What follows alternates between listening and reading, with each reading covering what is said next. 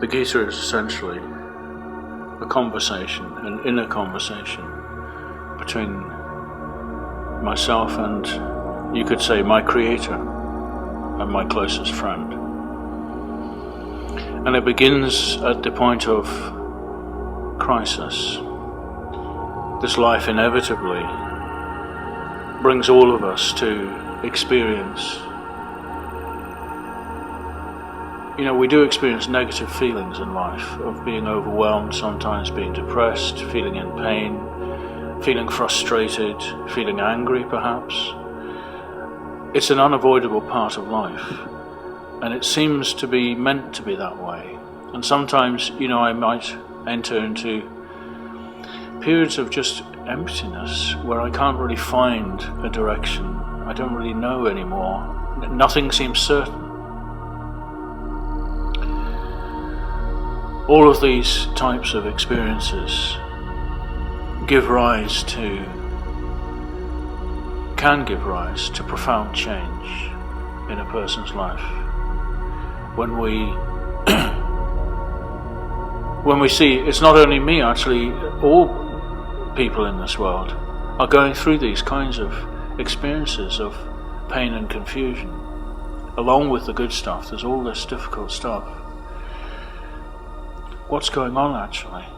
How am I going to, cope with this? How am I going to respond to all the enemies that I seem to find, real or imagined, in life? And how am I going to find the inner resources to find myself, essentially? And this universe is filled with countless beings. What are we? Our spiritual sort of urges, where do they come from? Where does this life inside me come from as I cycle through the experience of birth and death, not knowing where I came from, or where we don't know where we're going to at the end of life? We all have this great uncertainty awaiting us. As I respond to the challenges of life, if I can manage to go inside and discover myself, there is an inner nature which is beyond the temporary sufferings of this world. Somehow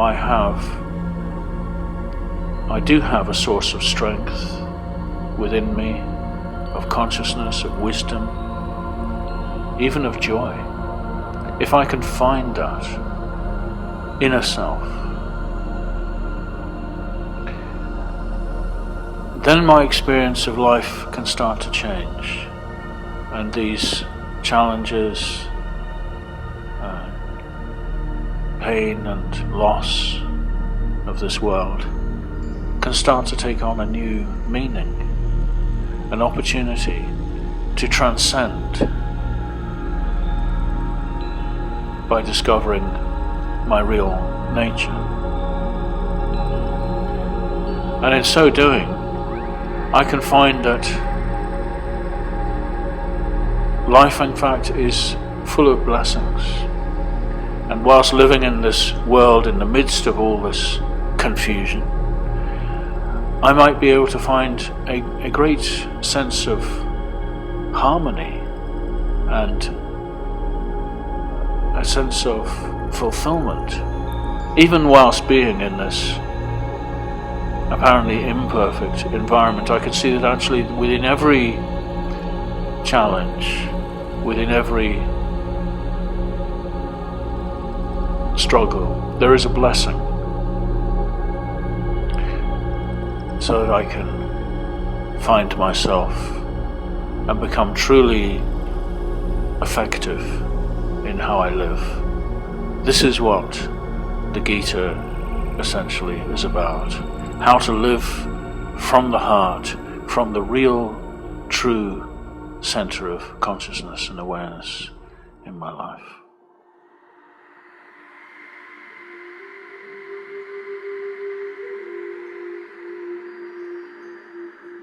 Bhagavad Gita, the word means the song of the Blessed One, the Divine Being. It's not just a book, it's an oral teaching which has been passed down through countless generations to be heard and understood in a dialogue. And at the heart of the Gita is this dialogue, a conversation essentially between the soul and God. At the beginning of the Gita, Arjuna is on the battlefield facing tremendous challenges, but he has the good fortune to recognize the person he is with, his dear friend Krishna, has profound wisdom and can bless him with true understanding.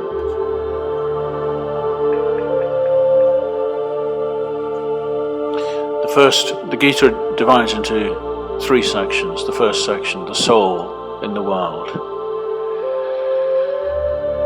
Here is, in this picture, the warrior standing tall on his chariot, holding his bow, and beside him his guide and friend, Krishna. At the start of the Gita, Arjuna says to Krishna, "Take my chariot into the middle of this battlefield. I want to see the armies that have come here." And there he sees on both sides 2 great machines of destruction facing each other, ready to destroy one another. In fact, the people who are fighting in this battle were not really there by choice. Various obligations had brought them there to fight each other. Just as today, the great war, in my mind, in today's world, is the war between humans and nature. We are fighting with our very source of life, Mother Earth herself. And none of us really want to, very few of us actually have any wish to be involved in this, but we can't help it. Just by going down to the supermarket, I'm somehow involving myself in this conflict. So this is the starting point of the Gita, when Arjuna sees this tremendous conflict and he's overwhelmed. Although he himself is a courageous, fearless warrior, he's not frightened of dying, but he's frightened of the terrible thing which he's being called upon to do, which is to kill innocent people and take part in this great slaughter.